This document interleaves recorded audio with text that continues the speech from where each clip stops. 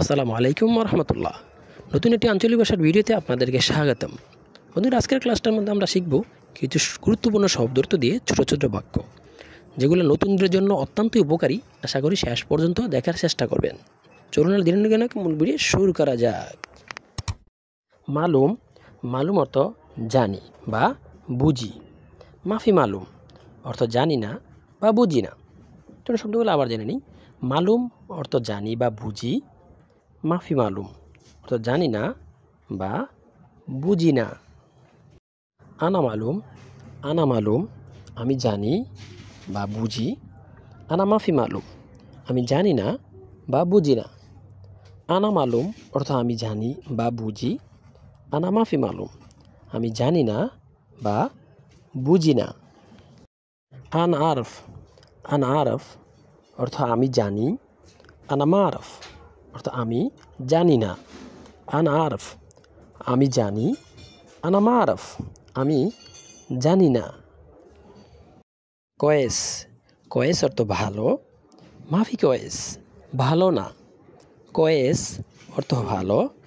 মাফি কয়েস অর্থ ভালো না। আনা কয়েস আমি ভালো আছি।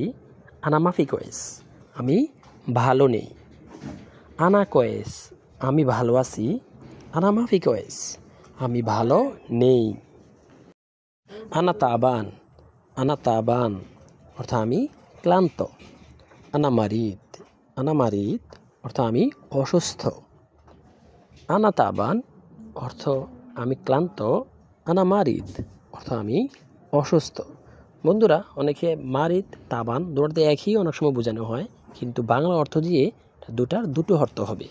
যেমন আনা তাবান আমি ক্লান্ত, মানে পরিশ্রম করে খুব ক্লান্ত হয়ে রয়েছি। আর আনা মারিদ অর্থ আমি অসুস্থ, মানে আমি রোগ হয়ে রয়েছে। ওকে। আনা জেইন, আনা জেইন অর্থ আমি ভালো আছি। আনা মোজিন, আনা মোজিন আমি ভালো নেই। আনা জেইন অর্থ আমি ভালো আছি। আনা মোজিন অর্থ আমি ভালো নেই। শুনে কিন্তা, শুনে কিন্তা আপনি কেমন আছেন। কেবল হাল ইন্তা তুমি কেমন আছো। কেফ হাল ইন্তা আপনি কেমন আছেন। এই তিনটা শব্দ দিয়েই মূলত আপনি কেমন আছেন আপনার কুশল বিনিময় করা হয়। নতুনের জন্য খুবই উপকারী। আশা করি মন সহকারে শিখবেন, বারবার চেষ্টা করবেন, ইনশাল্লাহ আপনার সফলকাম হবেন। শোনে কিন্তা অর্থাৎ আপনি কেমন আছেন। কেবল হাল ইন্তা তুমি কেমন আছো। কেফ হাল কিন্তা আপনি কেমন আছেন, বিভিন্নভাবেই ব্যবহার করা যায়। রোহ, রো অর্থ যাওয়া। আনারো আমি যাই।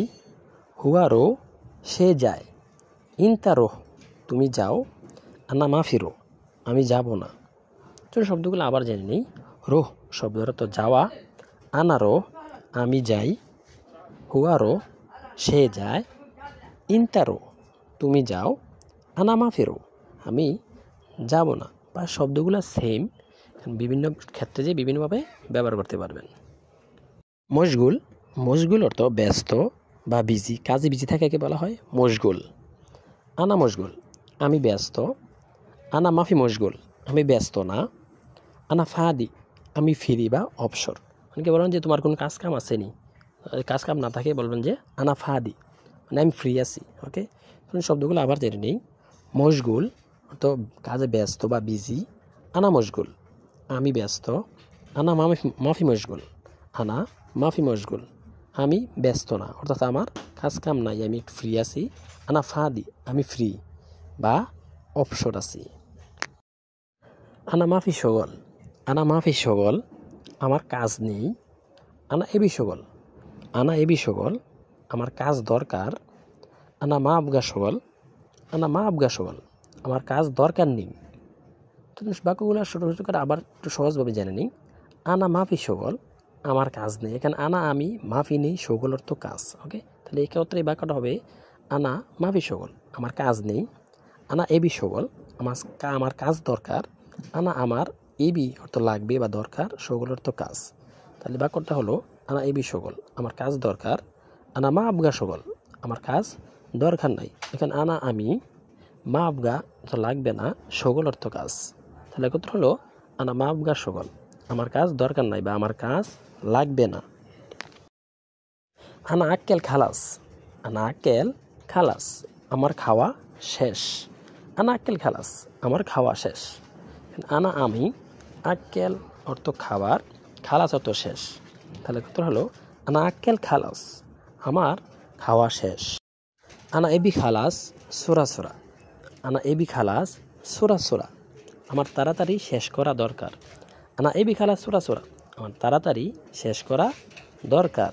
কেন আনা আমি, এবি অর্থ দরকার, খালাস শেষ করা, সোরা সোরা তাড়াতাড়ি। তাহলে একত্রে বাক্যটা শিখলাম আমরা, আনা এবি খালাস সোরা সোরা, আমার তাড়াতাড়ি শেষ করা দরকার। তারপর এখানে সোরা সোরা মানে তাড়াতাড়ি, খালাস শেষ, এবি অর্থ দরকার। খুব বাক্যটা যদি আপনি শিখেন, প্লাস আপনাকে শব্দগুলো সুন্দর করে দেওয়া আছে, শব্দগুলোর সাথে শিখলে পরবর্তী এগুলো দিয়ে আরও অনেক বাক্য করতে, কথা বলতে আপনার জন্য অনেক ইজি হয়ে যাবে। তাল, তাল শব্দের অর্থ আসো। বাররা, বাররা অর্থ বাহিরে।